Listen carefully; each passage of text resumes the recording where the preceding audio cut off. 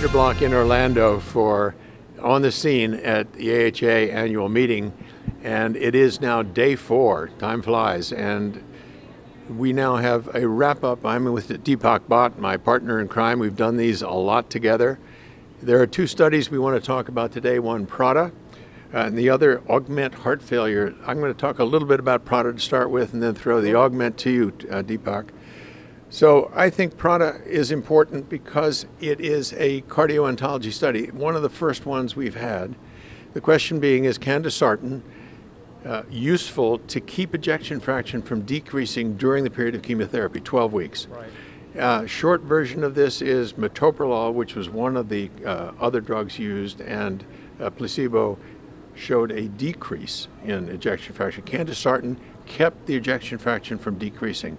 And you might say, big deal. What's the big deal? But I think going forward, this is going to be a big deal, or potentially can be, if those 2 curves continue to come apart. Would you agree? Oh, absolutely. So first of all, love the acronym, PRADA, can't beat that. Yeah. So great acronym. An important space to work in. Cardio-oncology is growing everywhere. Clinics are popping up all throughout the U.S., I think also worldwide. Fellowships are starting in cardio-oncology. So I think it's an important space, and to have a randomized clinical trial well done in that space is really important. And the findings look provocative. I mean, there's a lot of problems with anthracycline toxicity out there, and it looks like this ACE-ARB axis inhibition is useful. I mean, it was candesartan specifically used here, but I think you can generalize to ARB or ACE inhibitors. Maybe a little surprising that the metoprolol didn't seem to have an effect, but you know, the data are what they are. Yeah. And if those 2 curves come apart, they're going to do a follow-up study at 1 year, and I think those data will really tell us whether we should change clinical practice.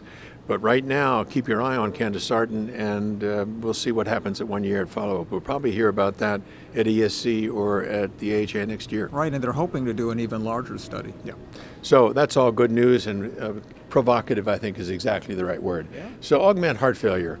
Sure. So this is a heart failure trial that involved a surgical injection of a hydrogel, and the results, a small study, but the results, I think, were provocative, to borrow your word. It looked like there were improvements in 6-minute walk, in peak VO2, so all the right parameters in terms of improving cardiac function.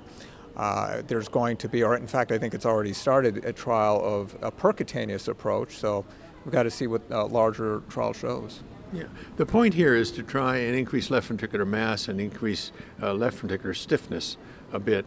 I'm harking back to the ACORN trial, which, you know, you sort of wonder if that trial had had more patients in it and had been more carefully looked at, whether we wouldn't be sitting here saying, of course. But the ACORN trial was very much of a conundrum, right, and now we are dealing with another kind of ACORN trial where things are injected into the myocardium. I think the percutaneous approach is very exciting, but all this is awfully preliminary. Wouldn't you agree? I agree, but I do think what is really big is this transition in the cath lab for interventionalists treating heart failure. I think that's going to be really big in terms of technologies to monitor for heart failure, technologies to treat heart failure. So I think in the future, we're going to, as interventionalists, play a much larger role in the treatment of heart failure.